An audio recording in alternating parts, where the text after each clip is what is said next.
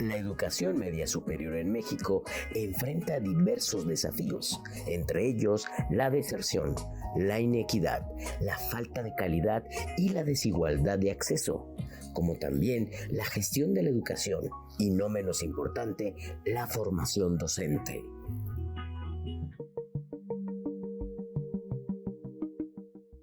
¿Qué tal? Estamos aquí en un nuevo episodio de Diálogos Educativos. Desde la Coordinación de Universidad Abierta y Educación Digital les damos la más cordial bienvenida.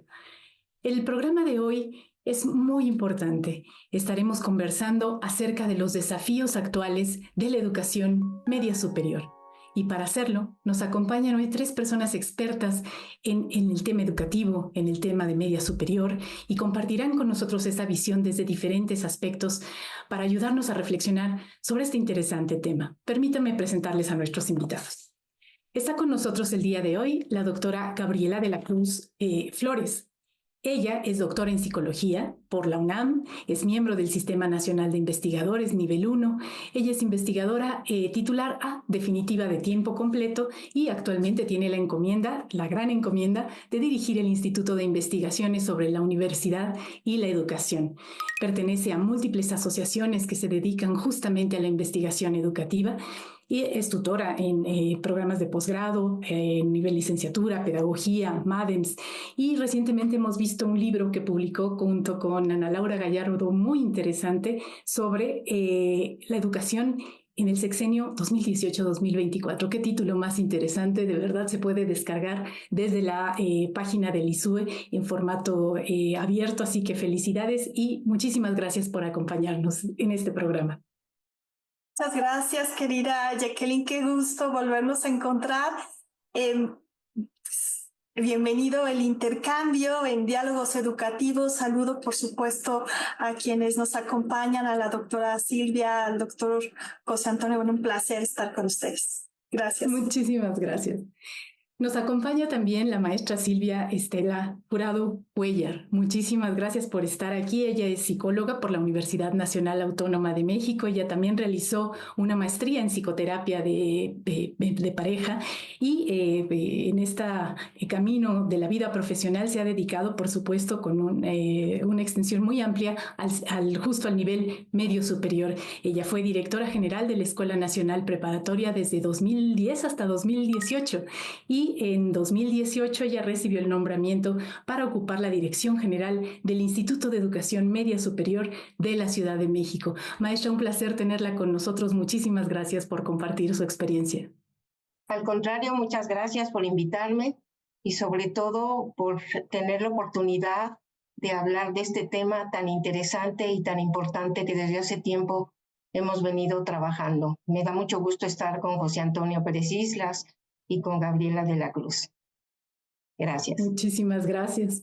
Nos acompaña también el doctor José Antonio Pérez Islas. Él tiene una licenciatura y maestría en sociología y un doctorado en estudios sociales por la UAM. Él posee una especialización en políticas de juventud por parte de la Organización de Naciones Unidas de la ONU y colabora también con estas instituciones, sobre todo en temas de la juventud.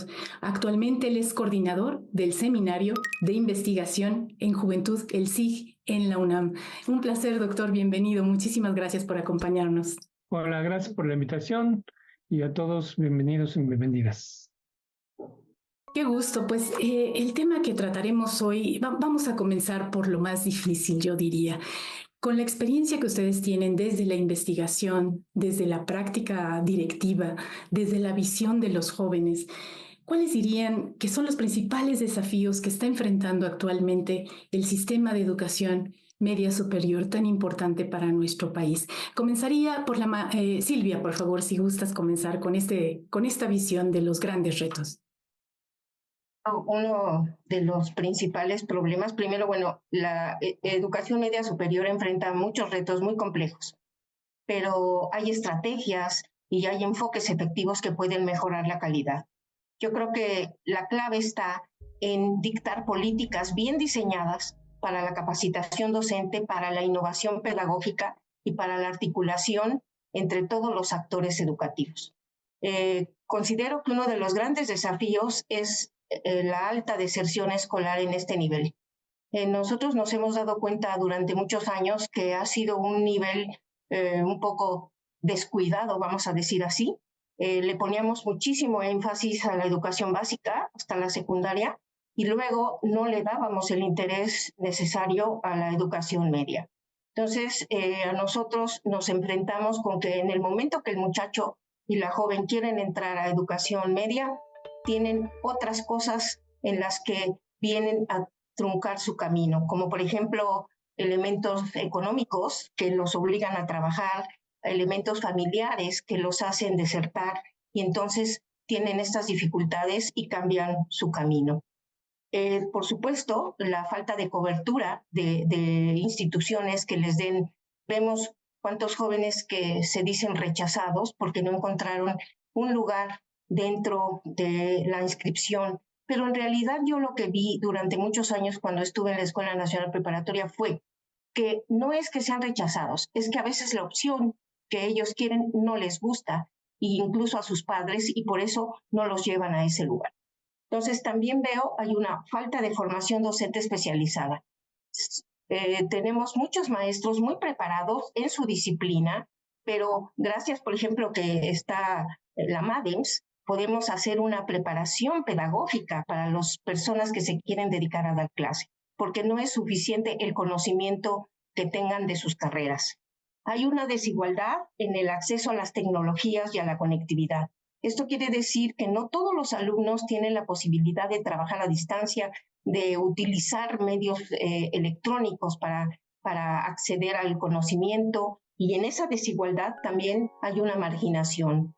Vemos currículos un poquito desactualizados en algunas instituciones y poco flexibles y tenemos que revisarlos.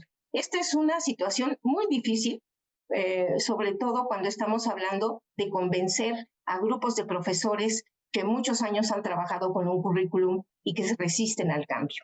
También vemos una débil vinculación con la educación superior y con el sector productivo. Nosotros tenemos que trabajar muchísimo en orientación educativa y en que nuestros alumnos, desde que son estudiantes de preparatoria, estén conectados con las posibles carreras que ellos pueden estudiar para que vayan probando si efectivamente eso es lo que ellos quieren o definitivamente desde antes tomen decisiones acertadas.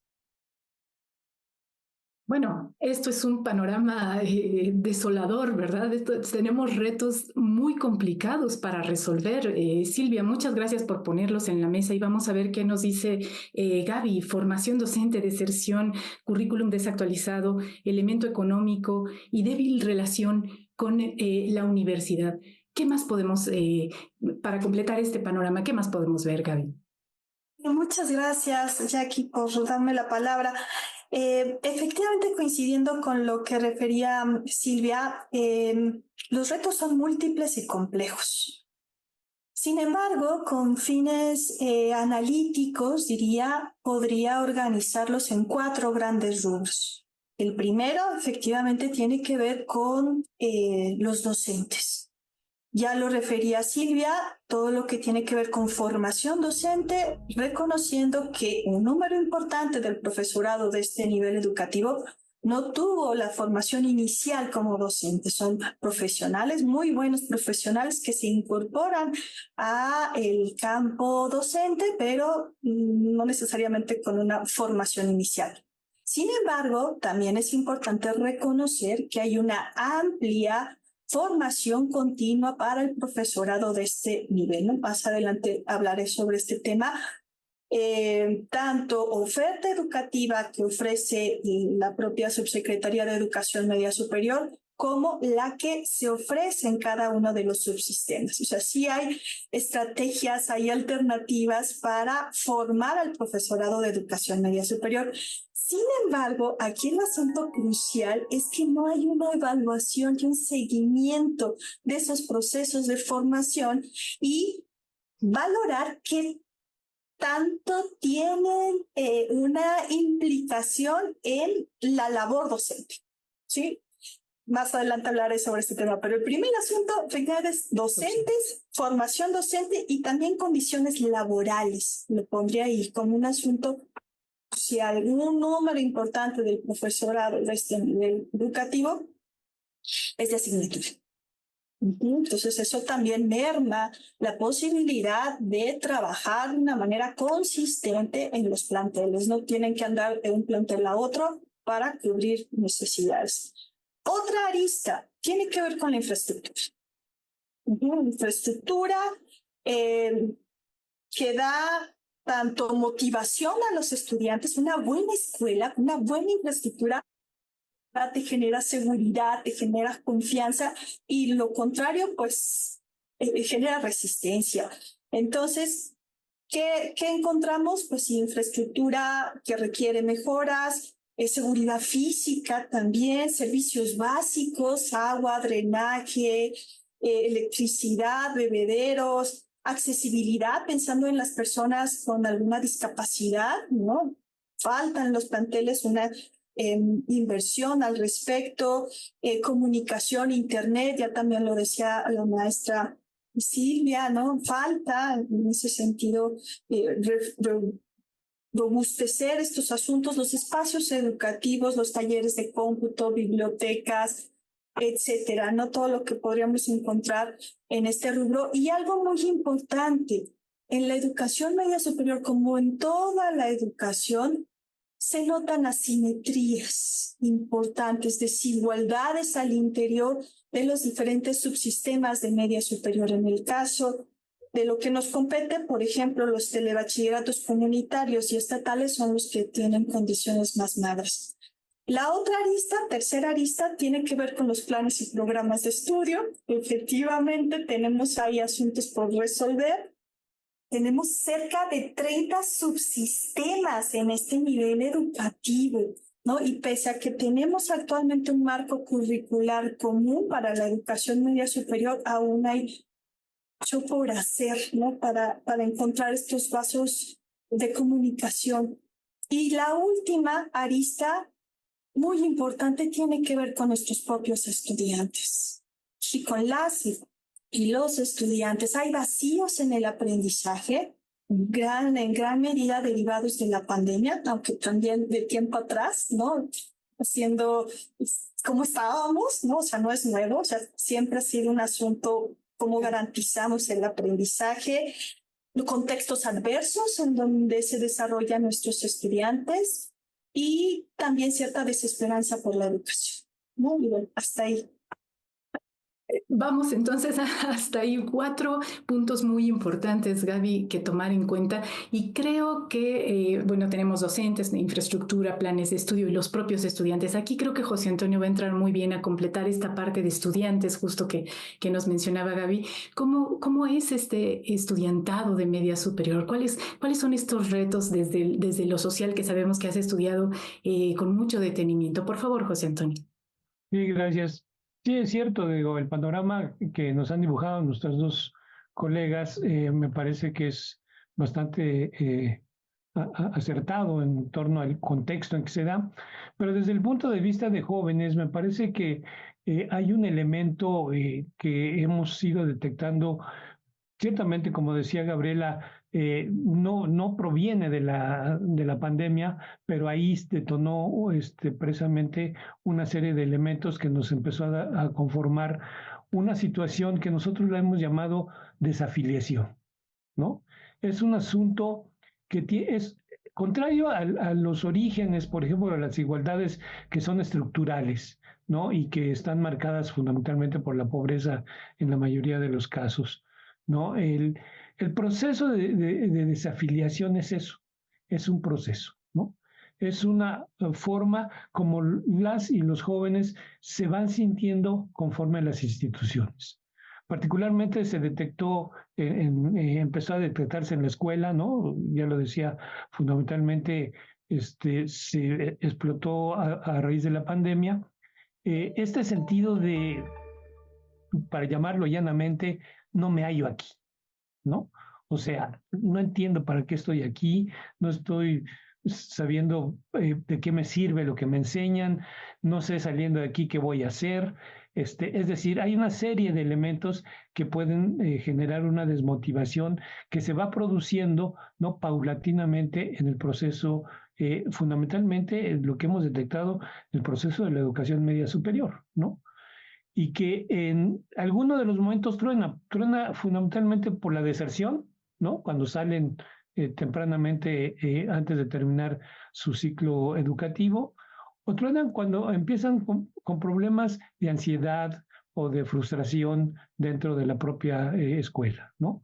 Y eso da mucha desmotivación, da problemas como su proclividad al suicidio o a la cuestión del consumo de sustancias.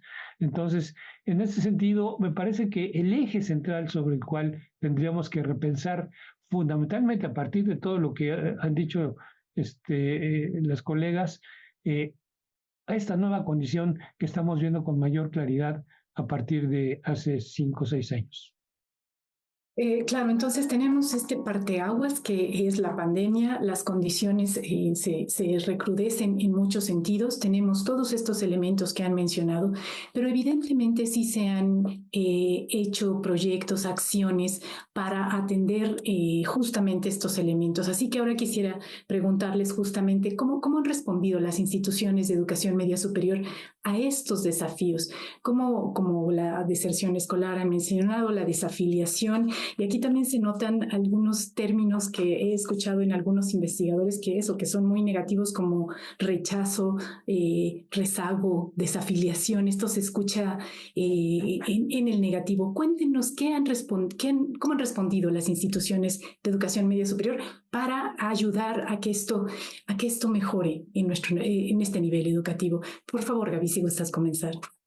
Claro que sí, muchas gracias, Jackie.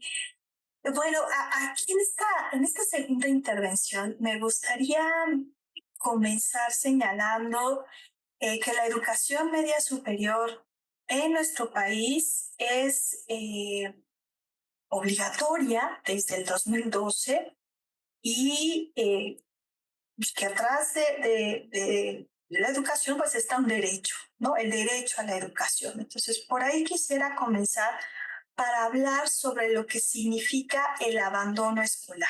No, yo hablo de abandono, no de deserción, sí de abandono escolar. Entonces, el abandono escolar es la cara más cruda del fracaso de los sistemas educativos. Bien lo decía José Antonio, o sea, cuando se llega a esta última etapa, ¿no? El abandono escolar es porque antes sucedieron cosas. Sí, sucedió la reprobación, por ejemplo, sí, inasistencias, ausentismo en la escuela. Surgió, por supuesto, la desafiliación, que como bien decía José Antonio, es estar en la escuela, estar en el aula, pero sin ningún significado, sin ninguna implicación, sin sentirme parte de... Bueno, ¿cómo han respondido las instituciones de educación media superior? Básicamente con programas preventivos, diría. Programas, por ejemplo, Yo no abandono, ¿no? O en su momento Síguele, caminemos juntos. Y entonces, con ese tipo de programas que buscan prevenir, ¿no? Ser un tanto paliativos ante este tipo de problemáticas. ¿Cómo promover el retorno escolar? ¿Qué significa esto? Jóvenes que abandonaron por diferentes circunstancias los estudios y que regresan a las escuelas para ejercer su derecho a la educación.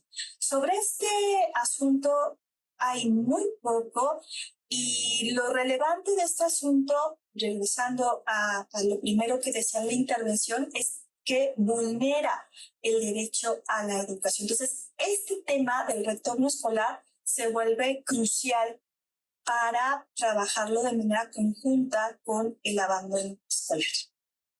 Claro, qué interesante. ¿Y cómo podrían estas estrategias, verdad, de la media superior favorecer este retorno, José Antonio? ¿Cómo, además de decirnos en general, tal vez puedas comentarnos sobre este retorno de los jóvenes? ¿Cómo regresan? ¿Cómo pueden estas instituciones? Adelante. Perdón. El problema es que ni siquiera sabemos el asunto del retorno. Por eso yo le llamé más que también abandono, interrupción, porque en realidad lo que sabemos es que se van, pero en muchos de los casos regresan. No sabemos cuándo regresan. Nosotros, por algunos estudios más cualitativos, no estadísticos, vemos que en algún momento saben que no tener el certificado de educación media superior es un problema ante el mercado de trabajo.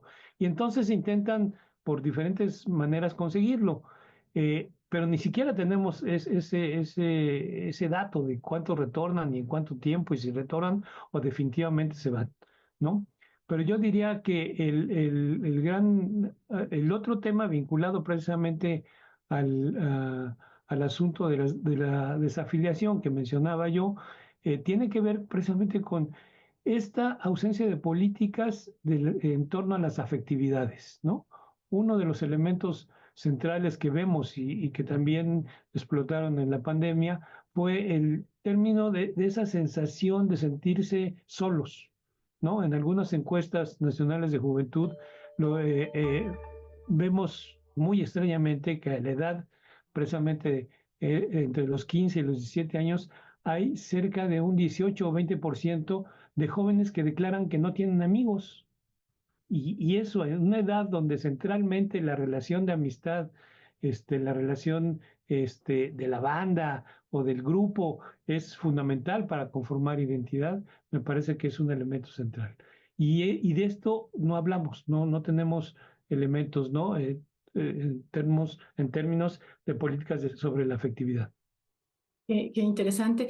Estamos aquí en Diálogos Educativos hablando acerca de los desafíos actuales del nivel medio superior. Coméntenos a través de las redes sociales que están apareciendo ahora en pantalla si ustedes han sentido este proceso de desafiliación, si conocen a alguien que haya abandonado, que haya regresado, que eso sería lo más interesante. Compartan estas experiencias con nosotros a través de nuestras redes sociales y vamos a seguir platicando acerca de qué sí se ha hecho en las instituciones. Creo que Silvia nos va a dar algunos buenos ejemplos de algo que se haya hecho para mejorar esta situación. Cuéntanos, por favor. Gracias. Yo quisiera retomar un poco lo que decía José Antonio, porque yo creo que uno de los elementos más importantes que conflictúan al estudiante en esta edad, justamente es su edad, todos los riesgos que se presentan en la edad en la que llegó. Se presentan riesgos de adicciones, se representan riesgos de seguridad, se representan riesgos emocionales muy fuertes y como ustedes comentaban, no solamente por el regreso de la pandemia, siempre lo hemos visto que es una edad y la hemos clasificado en la adolescencia, se presentan estos conflictos de querer ser grande y no querer crecer y sí querer crecer. Y una parte que decía José Antonio, bien importante, la socialización, ¿no? O sea, ¿cuántas cosas hacen ellos para socializar? Y muchas de las cosas que hacen para socializar es salirse de la escuela, irse a reuniones con amigos, es reunirse a tomar unas cervezas, es hacer fiestas, etc. También sabemos que las escuelas hemos hecho mucho en este sentido y mucho lo queremos enfocar a los primeros semestres, porque yo quiero tocar un punto que va a parecer muy cruel y muy fuerte, pero nosotros recibimos alumnos muy mal preparados de la educación básica. Entonces, el alumno, cuando llega a primero de prepa y le empiezan a repetir lo mismo que le habían dicho en la secundaria, también le parecería a él aburrido.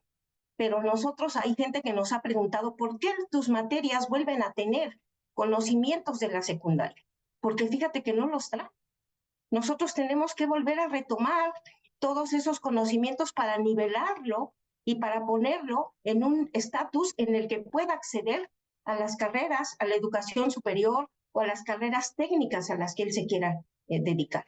Entonces, en este paso también viene un conflicto.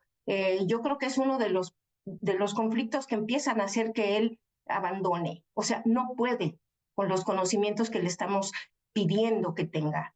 Entonces, empieza a salirse de la clase, empieza a no entrar y, por supuesto, aquí los maestros tienen un nivel importantísimo y por eso hemos hecho los trabajos de tutorías y acompañamientos académicos y también hemos hecho los trabajos de tutoría y acompañamiento socioemocional. En las escuelas hemos establecido grupos de psicólogos que están para atender a nuestros alumnos. Hemos visto cómo se han incrementado los procesos de ansiedad, las crisis de angustia en algunos alumnos, etcétera, y hemos tenido consulta. Nosotros en el IEMS, por ejemplo, llegábamos a tener hasta 500, 600 consultas a la semana, con 28 planteles y 28 psicólogos atendiendo muchachos. Entonces, esta parte del acompañamiento socioemocional, que como decía José Antonio, los papás trabajan todo el día, ellos están solos, se preparan la comida solos, llegan a su casa y no hay quien los acompañe a preguntarles si tienen que hacer tarea o no. Entonces, esta parte también es requerida. Nosotros hemos también tenido acercamiento con las famosísimas escuelas para padres y nos hemos llevado a veces algunas sorpresas porque de los padres asisten unos cuantos, ¿no? Esos son los únicos padres a los que les interesa esa parte de sus hijos. Entonces, tenemos que flexibilizar también los currícula porque también hay reglas muy claras en los que cuando ya faltaste tantas veces ya no puedes regresar a la escuela. Entonces, también ahí nosotros mismos los echamos afuera, ¿no? Entonces, ya no tienes derecho, ya no te puedes inscribir, cosa que, por ejemplo, el Instituto de Educación Media Superior no tiene. Ahí puedes regresar y puedes reincorporarte, puedes retomar. Entonces, yo creo que debe haber una mayor vinculación entre todas las áreas que estamos en las escuelas. Yo considero, por ejemplo, que todos los tutores deben de tener una especialidad en hábitos de estudio para que a los alumnos les puedan revisar esa parte y ayudarlos a mejorar sus hábitos de estudio y poder tener más acceso al conocimiento con una modificación. Claro, yo siempre he pensado que cuando decimos, es que no traen hábitos, no, sí traen, pero traen malos hábitos. Entonces hay que modificárselos, hay que afinárselos y hay que ayudarles a saber cómo estudiar y cómo ser exitoso en la escuela. Cosa que en este momento a muchos no les interesa, sino les interesa más, como decía José Antonio, la socialización, el amigo, el afecto, que encuentran ellos en amigos. Porque los retos aquí son bien grandes de que por eso se vayan a la vagancia. Eso considero. Muchísimas gracias. Pues esta importancia de la amistad, de la socialización, el acompañamiento, estos aspectos que parece que atraen al estudiantado, a la escuela. Vamos a regresar a seguir profundizando en estos aspectos. Vamos a ir a una pausa, pero quédense con nosotros. Estamos aquí en Diálogos Educativos.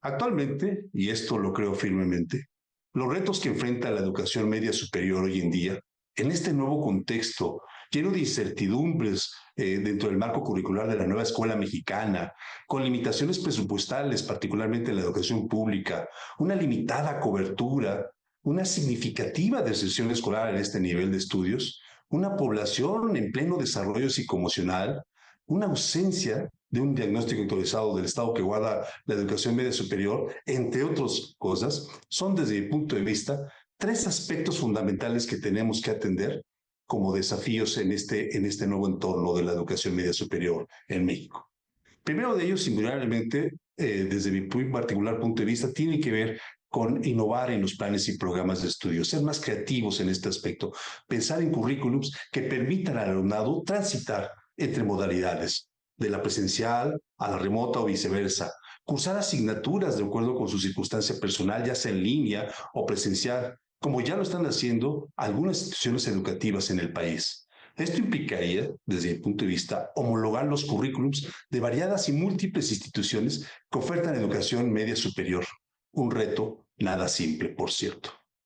El otro aspecto, considero yo, es innovar en los procesos de selección, formación y actualización de la planta docente del nivel medio superior, haciendo particularmente énfasis en los aspectos psicopedagógicos, metodológicos y actitudinales, y no como tradicionalmente se hace en los aspectos curriculares, en los aspectos disciplinares.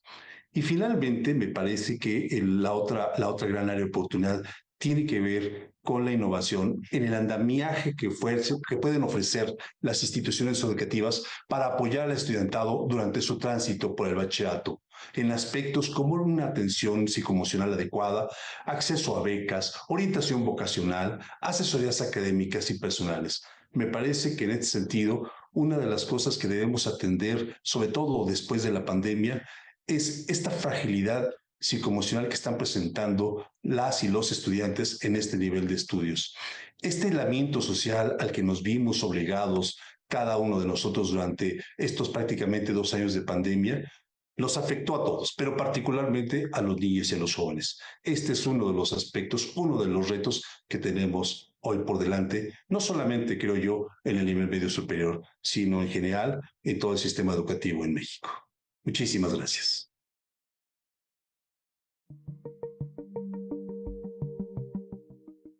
Regresamos a nuestra conversación sobre los desafíos actuales de la educación media superior y estábamos hablando, veíamos en la cápsula acerca de estos retos que también nos planteaban los planes y programas, la formación docente nuevamente, se menciona otra vez la pandemia, el aislamiento social al que nos vimos sometidos y el impacto que esto sigue teniendo no solo a nivel medio superior. Quisiera ahora preguntarles y profundizar en las estrategias que han demostrado ser eficaces para alguno de los retos que ya se han mencionado, escalables mejor, ¿verdad? Que se vea que tenemos ahí alguna promesa de solución, de apoyo para mejorar en todos estos aspectos. ¿Qué podrían comentarnos acerca de estas estrategias que sí pueden funcionar tanto en el estudiantado como para fomentar la permanencia, como en la cuestión curricular o la formación docente? Silvia, por favor, si gustas comenzar. Sí, yo sí creo que ha funcionado las tutorías. Es un elemento, bueno, primero que la cobertura, hablaba Gabriela, de tener unos planteles bien estructurados, bien con la infraestructura necesaria, etcétera. En la Ciudad de México, en este sexenio, se construyeron seis planteles nuevos. Pero, ¿cuál es el cue de estos planteles? Que estén cerca de la casa de los muchachos y que esos jóvenes ya no tengan 2 horas de transporte hacia el lugar donde estudian, sino que sean inclusive los muchachos del barrio los que van a esa escuela. Y eso les da mucha tranquilidad tanto a los padres como a los jóvenes de que hacen 15 minutos, 20 minutos hacia la escuela. Otra parte es que sí tengamos una retroalimentación constante con los papás. Yo creo que todavía debemos pensar que los papás son un factor muy importante en la influencia que puedan tener en sus hijos, independientemente de que los padres se quejen de que ahora los jóvenes son demasiado libres y no les hacen caso. Es obvio, están en esa edad, pero lo hemos escuchado siempre de un alumno: no le diga a mi mamá, no le diga a mi papá. O sea, es importante que el papá esté enterado de cómo está el trayecto escolar de su hijo. Eso nos ayuda muchísimo. Hay una parte que todos hemos apostado por ella, pero que también nos ha traído decepciones, y es las becas. Hemos visto que no necesariamente el que le des una beca a un alumno favorece su aprendizaje. En un momento dado, inclusive, vimos que las becas se utilizaban para muchas cosas, cuadernos o para comprar algo de la escuela, sino que se utilizaban para otras cosas. Ahora hemos visto que incluso la mamá es la más interesada en que el alumno tenga la beca, porque probablemente si junta varias becas de varios hijos, la familia se favorece cuando estamos hablando de poblaciones marginadas, ¿no? Entonces, esta parte es bien importante saber en dónde la beca sí funciona y en dónde la beca no puede funcionar completamente y tiene que ser ayudada por otros elementos. Y esos otros elementos tienen que ser a fuerza también la parte administrativa del plantel, que el alumno sepa exactamente cómo caminar para llegar a sus fines, porque a veces también desconocen todos los requerimientos, todos los reglamentos que tiene su escuela, y cuando se ven perdidos, que normalmente es el primer año donde hay un fuerte choque y donde hay un fracaso escolar importante, ellos no sabían qué iba a pasar, o eso dicen al menos, ¿no? Entonces, tenemos también que implementar sistemas de evaluación flexibles. Yo creo que también el tipo de evaluación que hacemos los maestros puede ser muy fuerte con los alumnos y debemos de trabajar más en proyectos basados en solución de problemas, en resolución de problemas, y el alumno aprender a través de esos proyectos incluso a investigar, incluso a saber cómo ayudar a su comunidad mediante proyectos y resolución de problemas. Entonces, yo creo que sí tenemos que trabajar muchísimo en la currícula que tenemos. Yo sí creo, y ya lo he visto y lo he trabajado con los bachilleratos distintos de la ciudad, es ninguno quiere cambiar su currícula. Bachilleres quiere quedarse con la suya, la Nacional Preparatoria también, el CONALEP. O sea, es muy difícil que estemos hablando, sí, de la educación dual, pero yo creo que solamente le vamos a tener que poner matices de la nueva escuela mexicana a todos los planes de estudio que existen de bachillerato, porque no los podemos unificar. Y tampoco sería correcto. Yo creo que deberían de guardar sus proporciones y de guardar sus beneficios cada uno. Lo que sí podemos es compartir las acciones de éxito que cada uno tiene.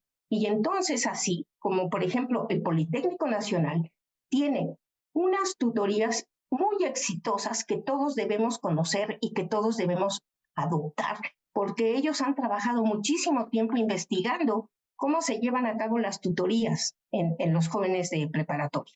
Entonces yo creo que con coordinarnos, aprender de otro, quitarnos también ese temor de me van a copiar mi estrategia, por favor, ya no estamos en eso. Debemos tener los equipos cooperativos siempre, conocernos todos los bachilleratos para saber y conocer las experiencias de éxito del otro bachillerato y adoptarlas también para nosotros. Excelente, pues conocer estas estrategias, compartirlas sería un punto de solución escalable, por supuesto, que podría funcionar. Este tránsito entre los subsistemas, un tránsito más sencillo, podría funcionar, mejorar la cobertura y las tutorías parece que tienen un impacto muy positivo. Gaby, ¿podrías comentarnos algunos otros puntos que pudieran ser escalables y que pudieran ser viables? Sí, muchas gracias, Jackie. Bueno, aquí quisiera comenzar con la importancia de dimensionar el papel de la educación media superior en la formación de las y los jóvenes. Generalmente se ha asumido que la educación media superior es ese propedéutico eterno, ¿no? Siguiendo a Juan Fidel Zorrilla, y no dimensionamos lo que se vive, lo que se construye, lo que se compromete en este nivel educativo. Entonces, quisiera comenzar con eso, con la importancia. O sea, si vamos a generar alternativas, si vamos a escalar otras posibilidades, redimensionar el papel de la educación media superior en la formación de nuestros estudiantes. ¿Qué formamos? Bueno, en primer lugar, cristalizamos una serie de aprendizajes. Y por otro lado, está la semilla de la ciudadanía. Sí, o sea, es el borde, digamos, para actuar como ciudadanos, ¿sí? Asumir la democracia también, ¿no? Como parte activa de nuestra labor, en este caso como ciudadanos, ¿no? Y pensando en la edad de nuestros jóvenes. Entonces, ese es un primer punto. ¿Qué cosas podemos rescatar, ¿no? Y escalar? Creo que un asunto fundamental es el trabajo colegiado. Sí, la importancia del trabajo en equipo entre docentes, ya sea por academias, ¿sí? Misma academia o distintas academias, y la importancia de generar estos proyectos transversales. Creo que eso es algo importante que podríamos esperar y recuperar, justo siguiendo a Silvia, de otros subsistemas que han utilizado esta forma de organizar el trabajo colaborativo docente. Otro asunto que me parece fundamental es la consolidación de laboratorios de didáctica al interior de los planteles de educación media superior, donde justo podamos experimentar, dialogar, ser acompañados por especialistas, pero siempre con la mira de generar alternativas. Entonces, creo que eso podría favorecer en gran medida los procesos de enseñanza, aprendizaje y evaluación en este nivel educativo. Siguiendo el comentario de Silvia, sin duda es importantísimo incluir otro tipo de metodologías que promuevan la solución de problemas, como el aprendizaje servicio, donde se busca que las y los jóvenes solucionen retos muy propios de sus comunidades y encuentren alternativas de solución, ¿no? Y esto se vuelve aún más importante considerando que en esta edad las y los jóvenes son sumamente altruistas, ¿no? Dispuestos a encontrar soluciones a problemas. Entonces viene muy bien este tipo de metodologías. Y la experimentación con la tecnología, creo que es muy importante recuperar la voz de nuestros jóvenes, ¿sí? Y que como escuelas, como profesores, también seamos capaces de incorporar lo que ellos consideren como recursos que pueden aportar a su aprendizaje.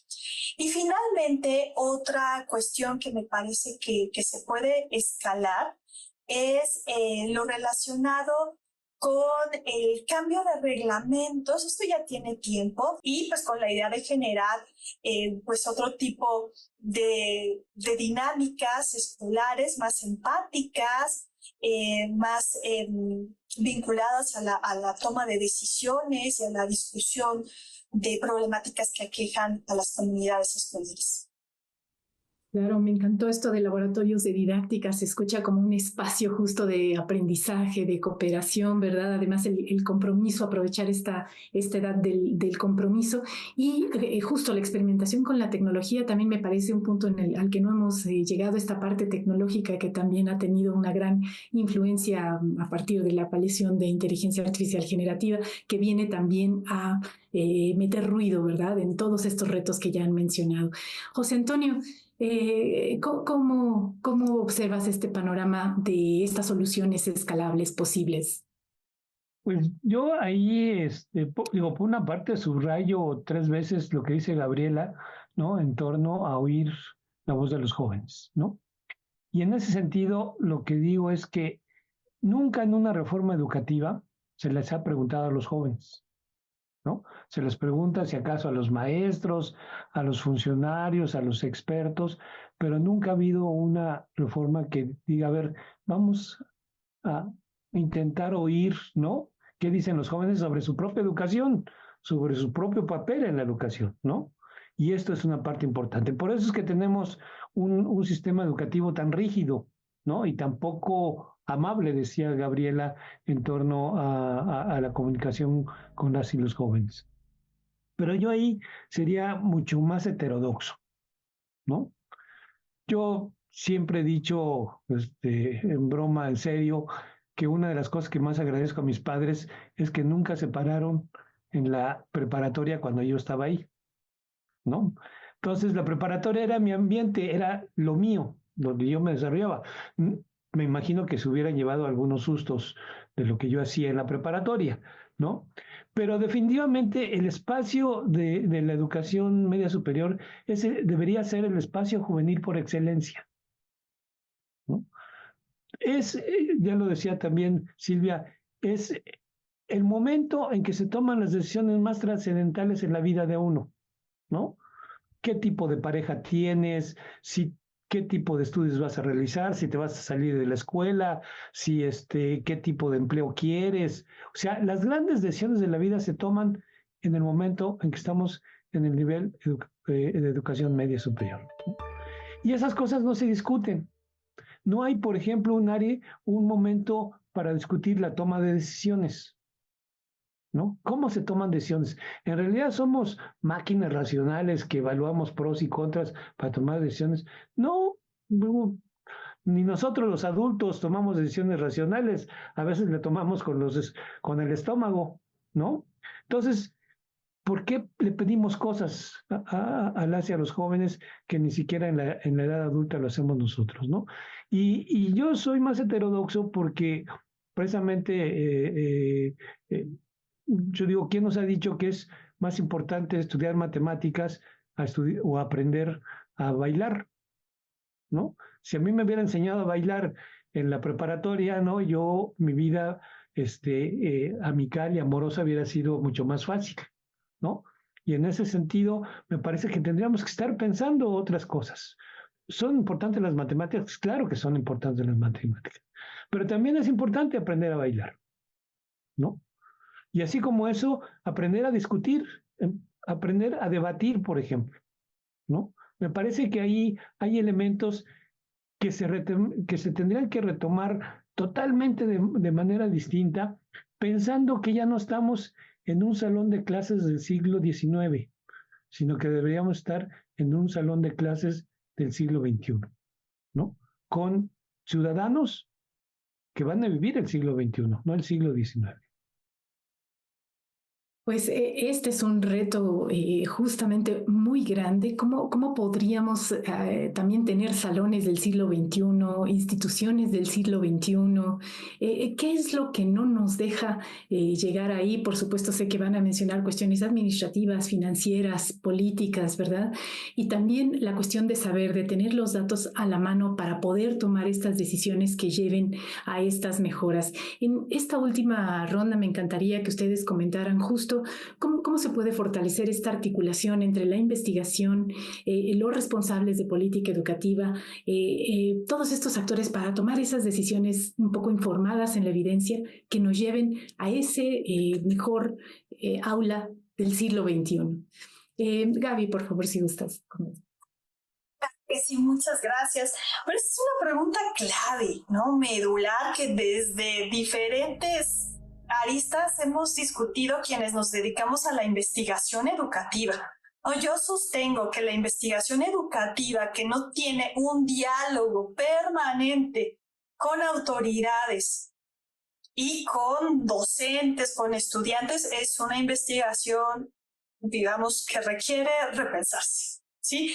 Entonces, en este sentido, creo que una primera cuestión es abrir los canales de comunicación, ¿no? Abrir el diálogo, abrir el intercambio a través, por ejemplo, de proyectos de investigación estratégicos y particularmente en educación media superior. O sea, ubicamos parte de lo que hemos dialogado en este encuentro, pues tiene que ver con estos grandes desafíos. Entonces, esos desafíos pueden dar motivo a proyectos de investigación, ¿no? Donde participemos, claro, las universidades, las instituciones de educación media superior, la Subsecretaría de Educación Media Superior, no sé, o sea, diferentes agentes donde podamos trabajar en torno a estos proyectos de investigación.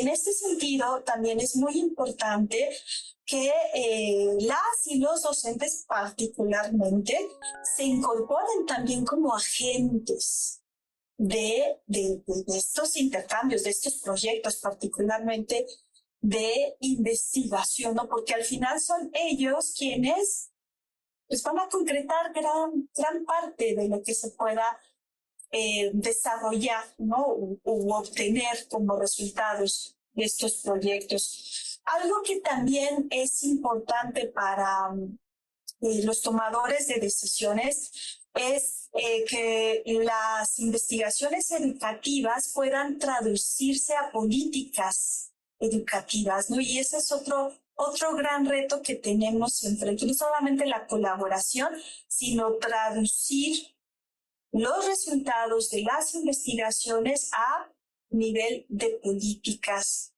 educativas y en este nivel particularmente. Entonces, bueno, por ahí dejo mis reflexiones y es clave, ¿no? Esta articulación entre estos agentes.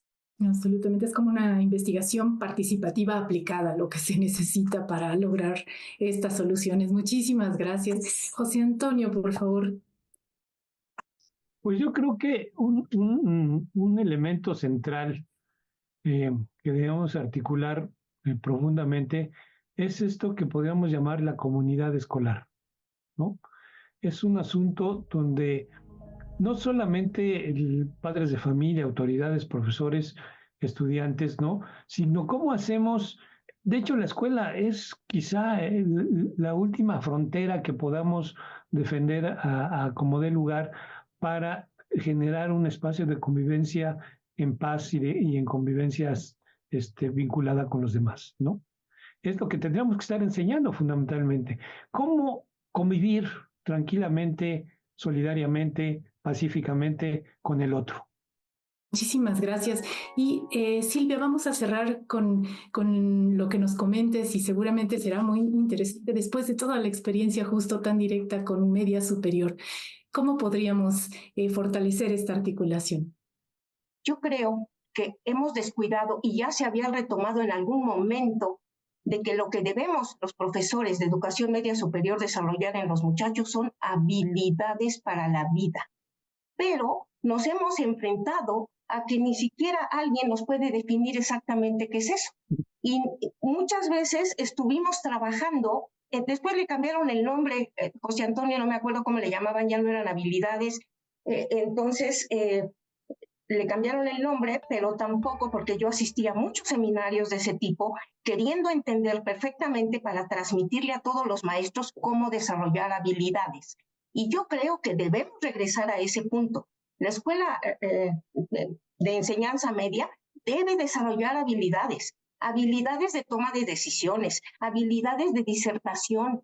¿Para qué nos vamos a pelear? Dialoguemos. Eso es lo que deberían de tratar los profesores de filosofía, de literatura, en su clase. Ponernos a discutir diferentes temas álgidos de la vida social y enseñarnos a respetar la diferencia del otro, a enseñarnos a respetar que mi papá piensa distinto porque es de otra época, enseñarnos a respetar que ese muchacho también piensa diferente porque viene de otra comunidad y de otra familia. Entonces, yo creo que la agresividad en la sociedad ha aumentado muchísimo porque no sabemos dialogar, no nos oímos, no nos escuchamos y no nos comunicamos. Que nosotros debemos hacer como una estructura política muy importante, porque fíjate que en cada cambio de gobierno o cada cambio de administración, pues viene alguien a tirarte una serie de cosas que tú crees que habías hecho bien y de repente pues el que llega, en principio le quiere cambiar de nombre para que no huela al anterior y en segunda lo destroza. Y ya cuando lo destrozó, ¿cómo lo recuperamos si ya se estaba acostumbrando esa comunidad a una línea de trabajo, a una forma de comunicación? Y esta situación política viene a bloquearla. Entonces, tenemos que ser más abiertos, tenemos que ser más flexibles y tenemos que ayudar muchísimo, yo creo, a la comunicación y a la disertación dentro de las escuelas para lograr, Jacqueline, la cultura de la paz. Muchísimas gracias por todas estas recomendaciones, estas estrategias, por esta visión del Estado de la educación media superior, menos burocracia, más diálogo y más felicidad para la comunidad educativa en general.